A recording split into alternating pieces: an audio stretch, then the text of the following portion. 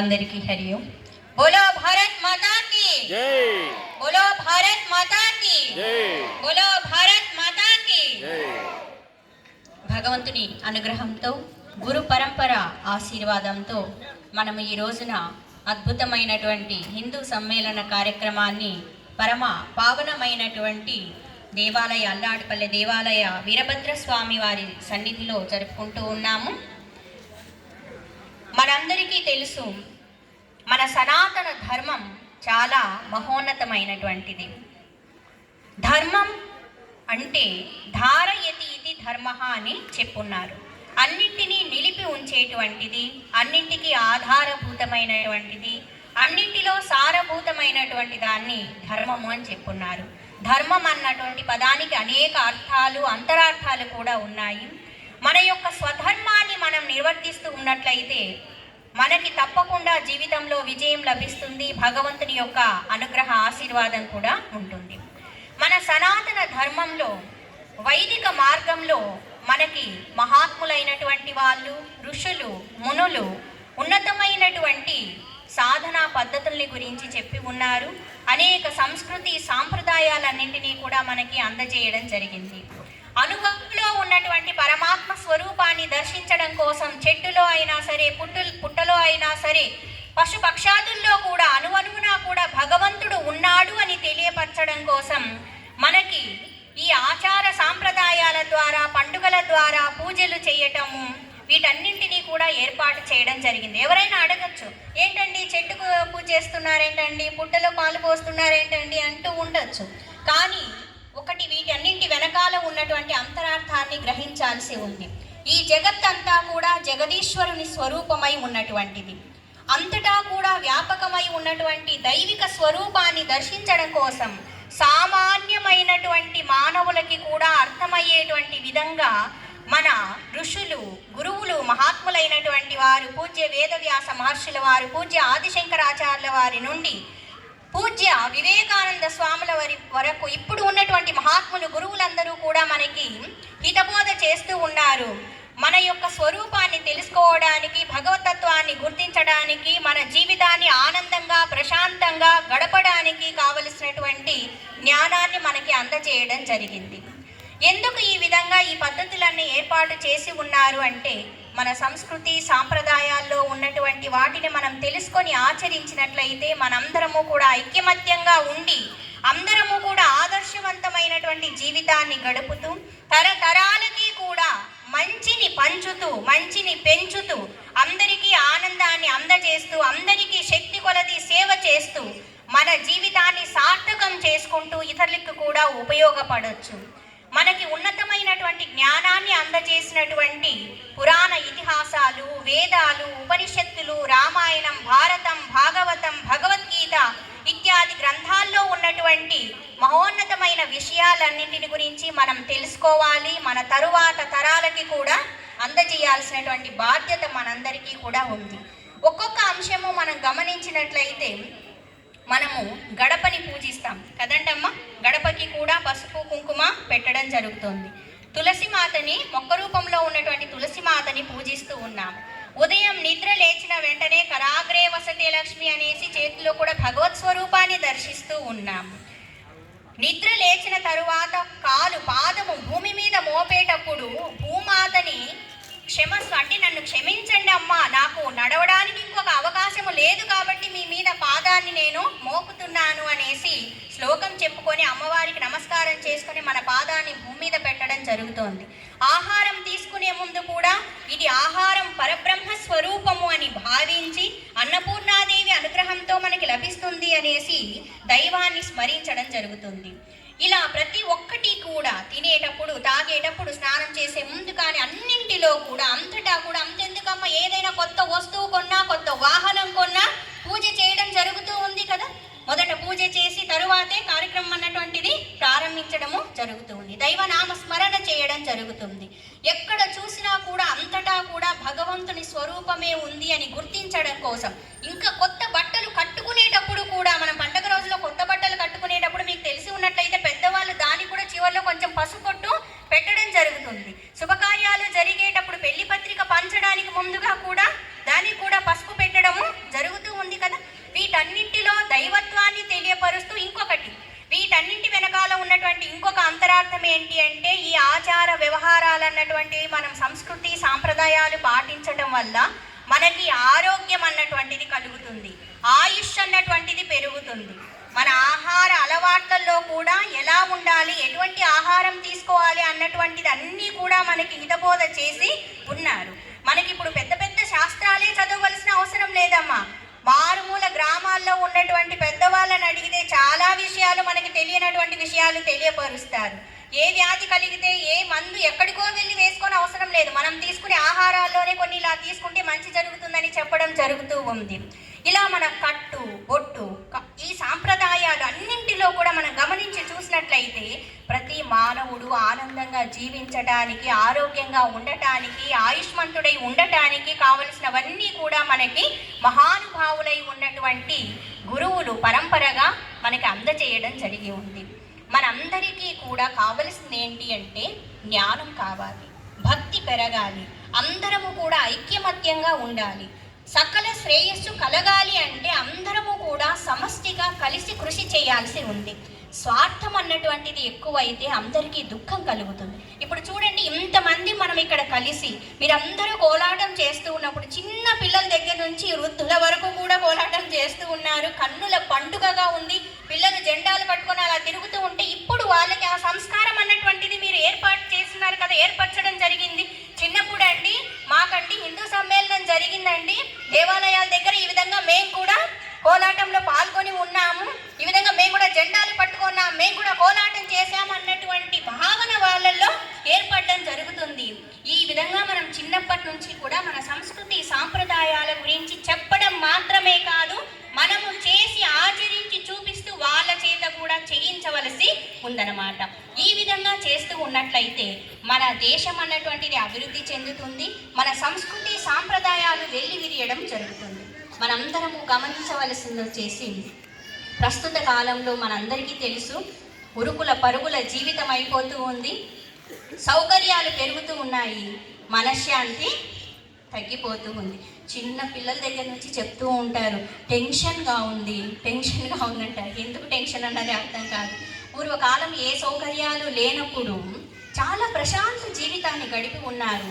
ఇప్పుడు మనకు అన్నీ ఉన్నాయి, అంతా ఉంది, ఎంతగానో సంపాదిస్తూ ఉన్నారు, ఎన్నో సౌకర్యాలు ఉన్నాయి, ఎన్నో సైన్స్లో ఎన్నో కనిపెట్టి ఉన్నారు. ఇన్ని ఉండి మనం ఎందుకు ప్రశాంతంగా ఉండలేకపోతున్నాము, ఎందుకు అశాంతి కలుగుతోంది, ఆలోచన చేయాల్సి ఉంది. మానవుల యొక్క సంబంధ బాంధవ్యాలు అన్నటువంటివి ఎలా ఉంటున్నాయి ఈ కాలంలో గమనించి చూస్తే, ఒక మనిషి ఇంకొక మనిషిని నమ్మాలంటే చాలా ఆలోచించవలసి వస్తుంది. ఎందుకు ఈ పరిస్థితి తెచ్చుకుంటూ ఉన్నాము? ఇంకొక విషయం గమనించాలి, ప్రతి ఒక్కరూ అవతలి వాళ్ళని విమర్శించడం దూషించడం కాదు, సమాజం అంటే ఇలా అయిపోతుందండి అండం కాదు, ఆ సమాజంలో మనం కూడా ఒకరమై ఉన్నాము కదా, మనందరం కలిస్తేనే కదా సమాజం అవుతుంది, మనందరం కలిస్తేనే కదా దేశం అవుతుంది. దేశం బాగుపడాలంటే ఏం చేయాలి? ముందుగా ప్రతి ఒక్క వ్యక్తి కూడా తనను తాను ఉద్ధరించుకోవడానికి ప్రయత్నం చేయాల్సి ఉంది. మనం అనుకోవచ్చు మనమేం చేస్తాంలే, ఎక్కడ గ్రామాల్లో ఉన్నాం, ఇక్కడ అక్కడ ఉన్నాం, చిన్న స్థాయిలో ఉన్నాం, మనమేం దేశాన్ని ఉద్ధరిస్తామా అని ఎవ్వరూ అనుకోకండి. మన స్థాయిలో మనము మన స్వధర్మాన్ని పాటిస్తూ మనం ఆనందంగా ఉండి ఇతరులకి ఆనందాన్ని నిస్వార్థంతో సేవ చేయగలిగినట్లయితే ఆ స్థాయిలో ఉన్నటువంటి వాళ్ళు ఎంతో దేశాన్ని ఉద్ధరించేటువంటి ప్రథమ స్థానంలో ఉన్నటువంటి వాళ్ళతో సమానమే అవుతారు. భగవంతుని స్థాయి నుంచి చూసినట్లయితే ఆయన స్థాయిలో అందరూ సమానమే, ఆయన యొక్క అనుగ్రహం అందరి మీద తప్పకుండా ఉంటుంది. స్వధర్మే నిధనం శ్రేయః పరధర్మో భయావహ అని చెప్పి ఉన్నారు. కాబట్టి మనందరము మన స్వధర్మాన్ని మన కర్తవ్యాన్ని మనము పాటించవలసి ఉంది. మీకందరికీ అనేక విషయాలు తెలుసు, అనేక మంది పెద్దవాళ్ళు ఉన్నారు, మీరందరూ కూడా అనుభవజ్ఞులై ఉన్నటువంటి వాళ్ళు. ఈ కాలం పిల్లలు అలా ఉన్నారు ఇలా ఉన్నారు అని అనేకంటే ఇలా కాదు నాయన ఇలా ఉండాలి, ఇలా కాదమ్మా ఇలా ఉండాలని చెబుతూ మనం మంచి విషయాల గురించి తెలియపరుస్తూ అవగాహన కల్పించాల్సి ఉందన్నమాట. అలాగే వదిలేయలేం కదా, వాళ్ళకి తెలియదు, మనం తెలియజెప్పాల్సినటువంటి స్థానంలో ఉన్నాము. ముఖ్యంగా మనం ఆచరిస్తూ వాళ్ళకి తెలియపరచాల్సి ఉంటుంది. మనం రోజు దేవుని దగ్గర దీపం పెట్టండి అని చెప్పామనుకోండి, వాళ్ళు పెట్టడానికి ముందుకు రాకపోవచ్చు. మనం రోజు దీపం పెడుతూ వాళ్ళని కూడా అక్కడికి తీసుకొని వచ్చి పూజ చేసి ఆరతి ఇచ్చామనుకోండి, మన తరువాత వాళ్ళు కూడా దాన్ని ఆచరించడానికి అవకాశం ఉంటుంది. మన దేశంలో అనేక విషయాలు మనం గమనించి చూసినట్లయితే ప్రస్తుత పరిస్థితుల్లో వ్యక్తి స్థాయి నుండి సమష్టి స్థాయి వరకు కూడా ప్రతి ఒక్కరము కూడా చాలా జాగరూకులమై ఉండాల్సి ఉంది. మన యొక్క సనాతన ధర్మాన్ని పరిరక్షణ చేయాల్సి ఉంది. మహానుభావులు ఎంతో శ్రమించి మనకి మహోన్నతమైన విషయాలన్నీ తెలియపరిచి ఉన్నారు, జ్ఞానాన్ని అందించి ఉన్నారు. ఆ కాలంలోనే పూజ్య ఆదిశంకరాచార్యుల వారు దేశమంతా కూడా నలుమూలలా తిరిగి జ్ఞానాన్ని అందచేయడం జరిగింది. ఇప్పుడు మనకి అనేక సౌకర్యాలు ఉన్నాయి, అవకాశాలు ఉన్నాయి. కాబట్టి వీటన్నింటినీ సద్వినియోగం చేసుకుంటూ ప్రతి ఒక్కరిలో కూడా దైవ భావన కలుగుతూ భక్తి భావన కలిగి ఉండి, ముఖ్యంగా దేశభక్తి అన్నటువంటిది ప్రతి ఒక్కరిలో ఉండాలి. మనకి దేశం ఏమిచ్చింది అని కాదు, దేశానికి మనం ఏమిచ్చాము అన్నటువంటిది ఒక్కసారి ఆలోచన చేయాలి. నాకు అది లేదు, ఇది లేదు, అది జరగలేదు, ఇది జరగలేదు అనేసి దేశం గురించి దైవం గురించి అండము కాదు. దైవము దేశము మనకి ఎన్నో ఇచ్చారు, ఇస్తూనే ఉన్నారు. దానికి మనం చాలా థ్యాంక్ఫుల్గా ఉండాలి, కృతజ్ఞత భావం అన్నటువంటిది ఉండాలి. అందరూ కూడా మన స్థాయిలో మనము ఇతరులకి తప్పకుండా మంచి చేయడానికి, సేవ చేయడానికి ప్రయత్నం చేయాల్సి ఉంటుంది. మనం ఎలా మాట్లాడుతున్నాము, ఎలా ప్రవర్తిస్తున్నాము, ఎలా ఉంటున్నాము, మనం ఎలా ఉండాలి అన్నటువంటిది కూడా గమనించాల్సి ఉంటుంది. మనం ఎలా కనబడితే ఇతరులకి బాగుంటుంది, ఎలా చూడాలనుకుంటున్నారు, సమాజంలో మనం ఎలా ఉండాలి అన్నటువంటిది కూడా గుర్తించాల్సి ఉంటుంది. మన సంస్కృతి సాంప్రదాయాలు ఎంత గొప్పవి అన్నటువంటిది ఇతరులు వచ్చి చెప్పాల్సిన అవసరం మనకు లేదు కదా, మనకి తెలుసు కదా. మన కట్టు బొట్టు సనాతన ధర్మం అన్నటువంటిది మహోన్నతమైనటువంటి ఇవన్నీ పరిరక్షణ చేస్తూ తరతరాలకి కూడా మనం అందజేయాల్సి ఉంది. ముఖ్యంగా పెద్దవాళ్ళు, తల్లిదండ్రులు పిల్లలకి తెలియపరచాల్సి ఉంది. పిల్లలు పెరిగి పెద్దయిన తరువాత తల్లిదండ్రుల్ని, గురువుల్ని గౌరవిస్తూ పూజిస్తూ బాగా చూసుకోవాల్సి ఉంది. మాతృదేవో భవ, పితృదేవో భవ, ఆచార్య దేవో భవ, అతిథి దేవో భవ అని మనకి వేదాల్లో చెప్పి ఉన్నటువంటి మంచి వాక్కులు, వీటిని ఆచరించినటువంటి వారు తప్పకుండా దైవ కృపకి పాత్రులవుతారు. ప్రశాంతమైన ఆనందమయమైనటువంటి జీవితాన్ని కూడా గడపగలుగుతారు. అందరము కూడా సమైక్యంగా ఉండి ఇటువంటి కార్యక్రమాలన్నీ జరిపిస్తూ ఉన్నట్లయితే మన సంస్కృతి సాంప్రదాయాల పరంపర అన్నటువంటిది కొనసాగుతుంది. మన దేశము కూడా ఎంతో మహోన్నత స్థానాన్ని పొందుతుంది. ఇతర దేశాలన్నింటికీ కూడా సద్గురు స్థానంలో ఉండేటువంటిది మన భారతదేశం. ఎక్కడి వాళ్ళైనా సరే ఆధ్యాత్మిక జ్ఞానాన్ని పొందాలి అంటే ఎటువైపు చూస్తారు అంటే మన భారతదేశం వైపు చూడడం జరుగుతుంది. ఇంత ఉన్నతమైనటువంటి జ్ఞానం, సంపద అన్నటువంటిది మన దగ్గర ఉంది. మిగతా సంపద తరిగిపోవచ్చు, ఎవరైనా తీసుకొని వెళ్ళొచ్చు, కానీ ఆధ్యాత్మిక సంపద అన్నటువంటిది ఎవరూ కూడా తీసుకొని వెళ్ళేటువంటిది కాదు. ఎంతగా తీసుకొని వెళ్తే అంతగా పెరిగేటువంటిది. ఇంకా పంచుతూనే ఉంటాము. ఎప్పటికీ అన్ని దేశాలకి కూడా జగద్గురువుగా ఉండగలిగిన స్థానం ఎవరికి ఉంది అంటే ఒక్క భారతదేశానికి మాత్రమే ఉంది. ఇంత ఉన్నతమైన భరత భూమిలో మనం జన్మించి ఉన్నాము. సాక్షాత్తు భగవంతుడు నడయాడినటువంటి పుణ్యభూమి. గమనించి చూస్తే అమ్మ, పల్లె నుండి పట్టణం వరకు, నగరాల వరకు ఎక్కడ చూసినా కూడా ఇక్కడ రాముల వారు వచ్చున్నారు, ఇక్కడ పాండవులు తిరిగి ఉన్నారు, ఇక్కడ సాక్షాత్తు అగస్తేశ్వర మహర్షుల వారు పరమశివుల వారిని ప్రతిష్ఠ చేసి ఉన్నారని చెప్తూ ఉన్నారు. మారుమూల పల్లెలకు వెళ్ళినా కూడా మనకి దేవాలయాలు ఇప్పటికీ ఉన్నాయి. సాక్షాత్తు దివి నుండి భువికి దేవతలు దిగి వచ్చి నడయాడినటువంటి దేశం మన భారతదేశం.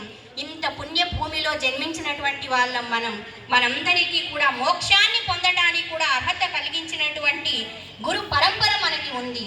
కాబట్టి మనందరము కూడా ఈ జ్ఞానాన్ని పొంది ఈ ఉన్నతమైనటువంటి మానవ జన్మను సద్వినియోగం చేసుకొని మన దైనందిన జీవితంలో, నిత్య జీవితంలో మనకి ఏవైతే ఉపయోగపడతాయో, ఏ సర్దుబాట్లు చేసుకోవాలో వాటిని గమనించుకుంటూ, ముఖ్యంగా సమయాన్ని వృధా చేసుకోకుండా, ఎంతో అమూల్యమైనటువంటిది సమయము.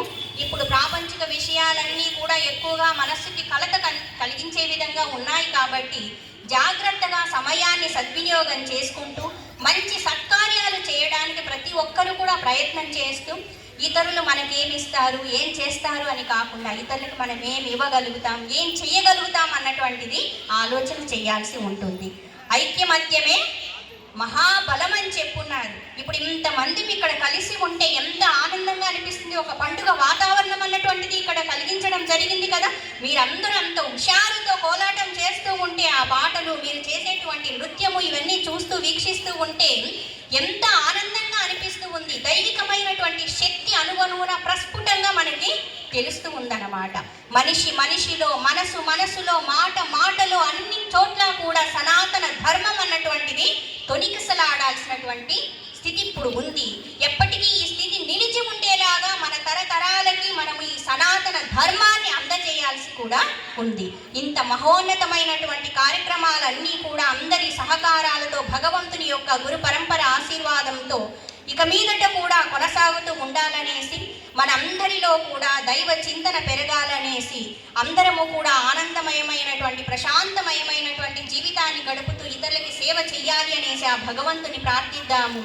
అందరము కూడా భరతమాత బిడ్డలుగా మన యొక్క కర్తవ్యాన్ని మనం నిర్వర్తిస్తూ మన యొక్క భరతమాత యొక్క రుణాన్ని తీర్చుకోవడానికి మనం తప్పకుండా ప్రయత్నము చేద్దాం. బోలో భారత్ మాతాకి జై, బోలో భారత్ మాతాకి జై, బోలో భారత్ మాతాకి. ఓం తత్సత్.